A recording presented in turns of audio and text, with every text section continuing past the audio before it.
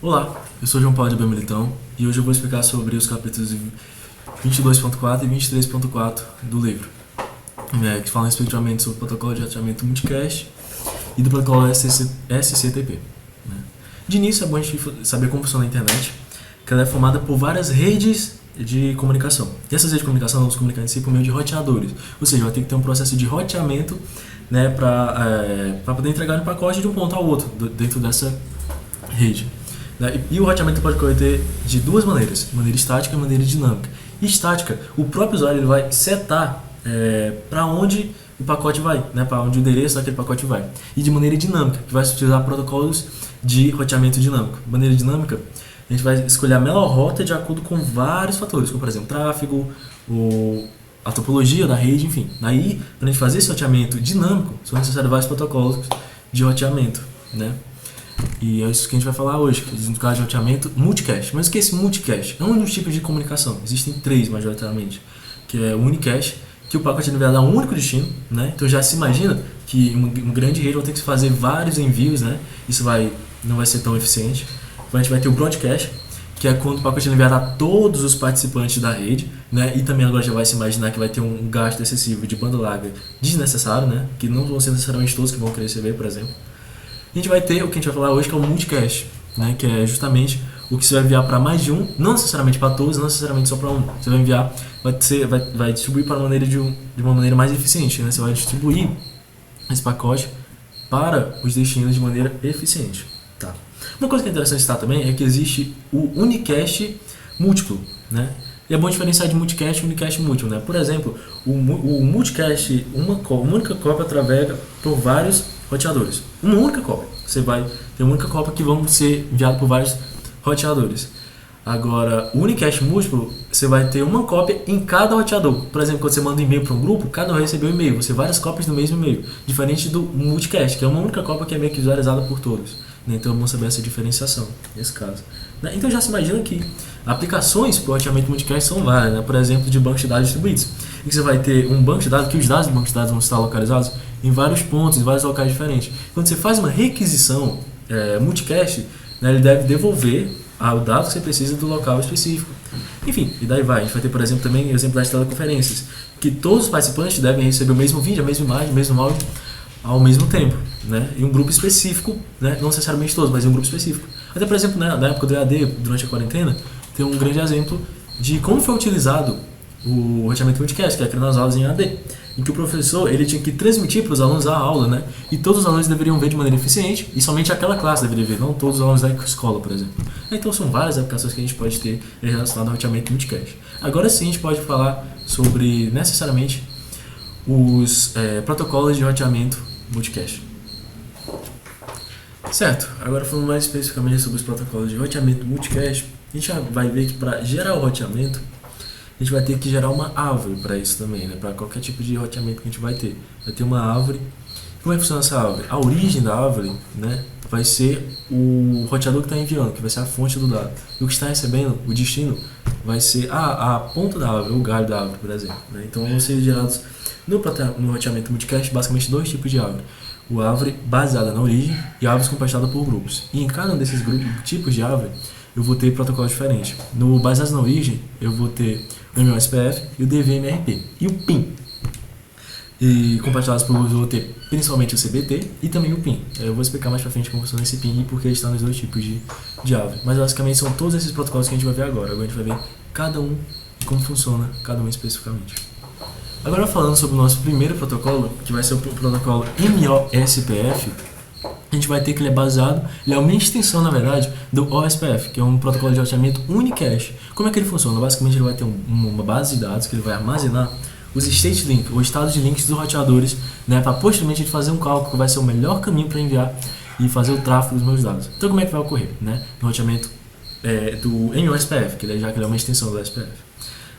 Eu vou enviar meus datagramas IP da origem até o destino, sendo que vai ser formada uma árvore nesse meio termo. Não vai ser formado laço, somente uma árvore vai se formar, né, para fazer o melhor cálculo desse caminho. E o datagrama só é usado quando surge uma divisão, um braço novo na árvore. Então, o datagrama só vai ser repassado se surgir uma nova divisão, ou dentro da nossa rede surgir uma nova divisão, aí vai ser gerado um novo datagrama e ele vai ser repassado para frente. Um ponto que ele é diferente do unicast é que ele vai levar também em consideração a origem, que o unicast só leva basicamente o destino, né? Aí isso vai acabar piorando os cálculos, vai deixar os cálculos mais difíceis, mas vai deixar de maneira mais eficiente o tráfego de dados na rede, né? Vai ser uma coisa mais otimizada, né? Levar também em consideração a origem, mesmo que tenha que fazer cálculos mais avançados. Então, no geral, o e-mail SPF vai funcionar assim, vai ter um grupo, né? Que esse grupo vai ter um endereço IP, vai ter um núcleo que vai ter um endereço IP. Quem quiser participar desse grupo, manda uma solicitação e ele recebe um retorno, e daí é uma secada. E aí toda vez que chegar um pacote nesse grupo com esse determinado endereço IP, vai ser transmitido de maneira multicast para todos os membros desse grupo. E esse seria o e-mail SPF, que é um dos maiores assim, protocolos de multicast, basicamente. Agora a gente já pode ir para o nosso próximo protocolo de roteamento multicast, que seria o DVMRP, que é o Distance Vector Multicast Routing Protocol, que justamente vai gerar um vetor de distância entre todos os roteadores ali que fazem parte daquela rede. Então ele vai combinar os aspectos do RP, que já é outro protocolo, que é o Route Information Protocol, com um algoritmo de transmissão de caminho reverso truncado. Algoritmo de transmissão de algoritmo reverso truncado, justamente para compartilhamento de dados, né? Então a gente vai ter essa junção do RP com esse algoritmo de gerenciamento reverso truncado, né? Isso principalmente para algoritmos autônomos e sem conexão. Então, outra coisa que ele vai fazer também, obviamente nesse caso, ele vai rastrear os caminhos de origem para o tráfego de datagramas IP, e vai fazer também o encapsulamento desses datagramas IP para serem enviados. Então ele rastreia o caminho, faz esse vetor e ele encapsula os dados em um datagrama IP e envia esses dados, né, na rede. Então por fim ele vai acabar gerando também árvores, né, bem distribuídas, né, com esse algoritmo multicast de caminho reverso, né, e algoritmo de roteamento distribuído. Então ele vai gerar árvores ali a partir desse roteamento de reverso que ele tem nesse caminho. Então basicamente seria isso o processo que tem no DVMRP, nessa geração dessa árvore, né, com vários vetores de distância entre os roteadores, e ele faz todo esse processo baseado nesse algoritmo de caminho reverso, truncado, né, para poder fazer a entrega dos pacotes na rede, né. Certo, agora vamos falar sobre o terceiro protocolo, que esse protocolo faz parte daquele tipo de árvore que é compartilhado por grupo, né, que é o CBT, o Core Based Tree, em que o que vai acontecer é que a rede ela vai ser dividida em regiões, e cada uma dessas regiões vai ter um núcleo, e a árvore vai ser gerada sim, compartilhada por grupo, sendo que o núcleo vai ser justamente a origem da minha árvore. Então eu vou ter a minha árvore gerada a partir desses núcleos, né, que eu vou ter vários núcleos, que eu posso ter mais de uma região dentro da minha rede. Então como é que vai acontecer? Eu mando uma solicitação para o núcleo da rede, caso eu queira mandar algum datagrama, algum tipo de pacote para a minha rede. Ela vai receber isso e vai distribuir, né? Ela vai fazer o encapsulamento e depois o desencapsulamento para todos os membros da rede. Então eu só mando uma solicitação lá para o núcleo da rede e ele, por sua vez, vai distribuir todo esse pacote de maneira multicast para todos os membros ali daquela região, daquela rede, né? Então esse basicamente seria o CBT, que é puramente compartilhado por grupos. Certo, agora falando dos últimos protocolos de roteamento multicast que seria interessante falar nesse caso, que é o protocolo PIN, que na verdade é um grupo de protocolos, que vão ter dois protocolos dentro dele. O PIN é o Protocol Independent Multicast, né? Dentro dele eu vou ter o PIN DM e o PIN SM. O DM é de Dense Mode, o SM é de Sparse Mode. O que seria esse DM aí, esse protocolo PIN DM? Ele é um protocolo que ele é utilizado quando vários roteadores dentro da minha rede estão envolvidos na rede diretamente, estão precisando daquele pacote, por exemplo. Então a maioria dos roteadores, quase todos, estão precisando. Então nesse caso é viável fazer um broadcast, porque você vai enviar todos para todos da rede e a maioria vai receber, né? Então vale a pena você fazer um broadcast, porque não vai ser um desperdício de banda larga tão grande assim, né? Então nesse caso, quando vale a pena fazer um broadcast, se usa, por exemplo, o RPF nesse caso, né? Que é outro protocolo também de unicast, né? Para enviar para vários, né? E a gente pode até fazer uma associação que ele se parece muito com o funcionamento do DVMRP, né? Porque quase todos vão ser enviados, então vai ser basicamente um broadcast enviando para todos, né? Então um exemplo disso seria a LANs, né? Porque geralmente são redes mais pequenas, em que a maioria quer receber algum tipo de dado, então você pode enviar para todos de uma vez, né? Isso é basicamente um broadcast. Já o PIN SM, que é o Sparse Mode, que é uma maneira esparsa, né? Vai ser basicamente o contrário, que é quando nem todos querem receber aquele pacote ou querem receber aquele dado, estão envolvidos na rede diretamente. Então nesse caso não vale a pena você fazer um broadcast, porque você vai fazer um desperdício muito grande de banda larga que não vai valer a pena. Então nesse caso faz mais a pena você fazer, por exemplo, um CBT. Então o funcionamento do PIN SM, né, quando você vai trazer, se baseia muito no CBT, né, que já foi explicado. Ou seja, o PIN DM ele vai ser um protocolo de roteamento baseado em origem, na árvore baseada em origem, né? E o SM vai ser um protocolo de roteamento multicast com árvore em grupo compartilhado por grupos, né? compartilhados por grupos. Um vai ser base origem e outro compartilhado por grupos, né? Então é interessante saber disso, que tem um protocolo PIN, que dentro dele tem 2 protocolos, um de cada tipo de aba que a gente pode ter. Então com isso a gente cobre todos os tipos de protocolo de roteamento multicast, que eu acho que seria interessante falar deste capítulo. Agora a gente vai para outro capítulo, falando especificamente do protocolo SCTP. Agora a gente vai falar um pouco sobre o capítulo 23.4, que fala majoritariamente sobre o protocolo SCTP. Só que para explicar esse protocolo é interessante saber também que ele é muito relacionado a outros 2 protocolos, que é o UDP e o TCP. Então é interessante saber essa diferenciação entre os 3 tipos de protocolo. Então, se por um lado a gente vai ter o protocolo TCP, que é um protocolo que é baseado em conexão e que ele vai ser muito confiável, né? Ele vai oferecer vários recursos, né? E é muito confiável.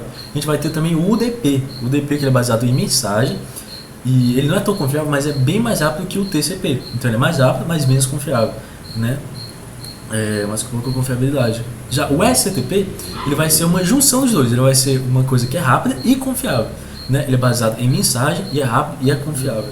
Então ele vai preservar também os delimitadores de mensagem, mas ao mesmo tempo vai fazer toda a verificação e controle se a mensagem foi enviada de maneira certa, se ela foi duplicada ou foi enviada fora de ordem. Então o SCTP tem vários recursos a mais, várias novidades além do DP e do TDP, e era uma comunicação perfeita entre os dois, né? Porque ele é rápido, como o UDP, e confiável como o TCP. Então é interessante bastante o SCTP, justamente por esse caso.